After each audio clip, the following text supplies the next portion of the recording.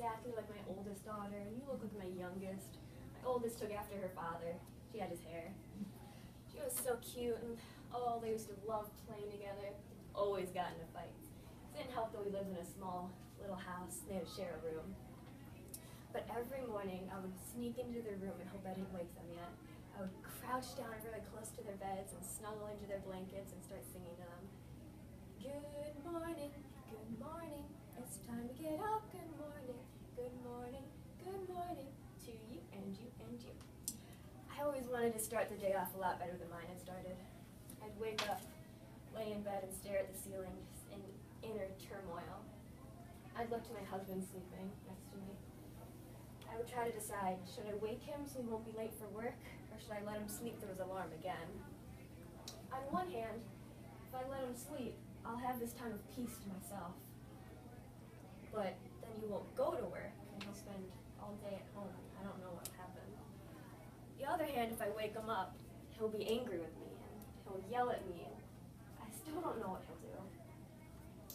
I decide to wake him, so eventually he'll have to go to work, and he gets ready in a rush, yelling at me as he does, and when he's about ready to go, he leaves, and I end with a tear in my eye and a door slammed in my face. I hope the children wouldn't hear it, but of course they always do. I play with the children all day long, take them to daycare, school, play with their friends and come back. All while we're sitting at home, stare at the door. Don't know when it's going to open. I don't know when he's going to come stumbling in. I don't know what kind of condition he's going to be in. The second he does, I can tell how angry he is. I send the children up to their bed and tell them to lock their door. I don't want them to listen to what's about to happen. He's angrier than ever. I've never seen him like this. He's yelling. I can't calm him down. He throws everything in sight. Eventually, I call the police, and that scares him off. He runs away, and I don't know where he goes. When the police arrive, they say, he's gone. There's nothing they can do. They have no jurisdiction to go after him. They don't have the manpower to find him. The people that were supposed to protect us don't care about me or my family's safety. It was that day that I decided I had to leave. I had to leave. I had to protect my children, and second of all, I had to protect myself.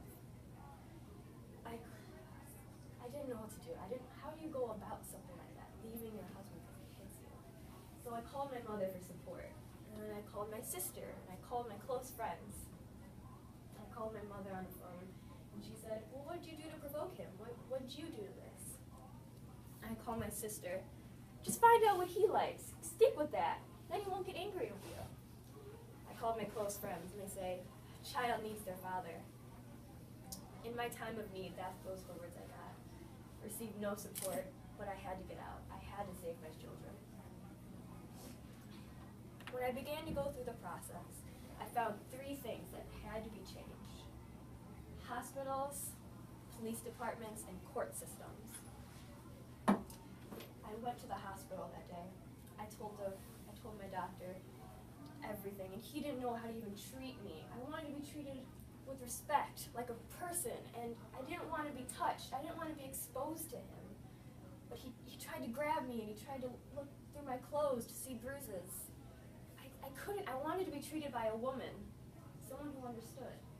And when I finally told him everything my husband had done to me, I said, I have so much anxiety. I can't sleep at night. I roll around. I don't know what to do. I'm so depressed. I just stare at the ceiling in the darkness. He prescribed me sleeping pills and tranquilizers. He didn't report anything. And so the next day I proceeded and I went down and I worked as hard as I could. I found more hospitals that didn't admit or report, or they didn't even help rape victims, harassment victims, abuse victims. And with enough pressure from social rhetoric, they finally decided to help these people. I'm not saying that if you ask someone to change, they will. There's people as understanding out there. If you want something to change, you have to go out and do it. These people aren't going to change just because you ask them to. And the amount of people in society, they're so much powerful together when they work on one force. So much more powerful than any person alone. And that's what these people feel, alone. The day I went to the police department, I'll never forget. It was crowded and there were people. I didn't want to be so close to these people. I didn't know them. I didn't know what they were going to do. And I finally find the department I was supposed to go to. I saw the large doorway. As I entered, there was a huge sign, women's underwear. The incidents that nearly killed me were a joke to them. They didn't want to help me. They couldn't get a restraining order. I had no protection for my children. If he wanted to, he could come and kidnap them and take them.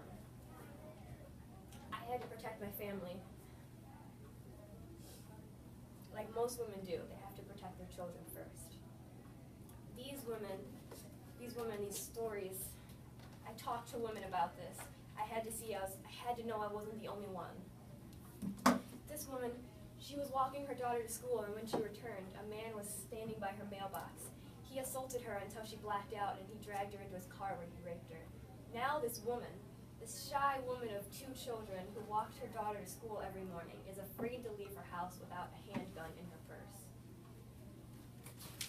And this woman, she was just going out to get milk, and she had her infant child with her, and she was walking back, and this man was in her apartment, and he kicked her, and he hit her, and he took her child out of her arms and dropped him on the floor right in front of her. He began to cut her with a knife and slit her throat, and she would have died if she hadn't had the courage from the wails of her child sitting on the floor, helpless. Those cries inspired her to get up and call the police. These people are terrified, like most people are terrified. I don't want to live in a world where I am scared to live. I'm not going to. I'm going to do something about it. I wrote 2 books, mainly about domestic violence and how to escape and how to deal with it. And I started working with hospitals. I worked with them. We got a child center.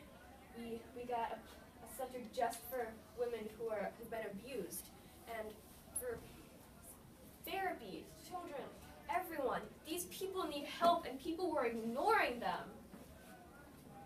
There had to be a change, and I don't want to live in a world where people don't want to help each other. So I, Susan Skester, am here to change the world.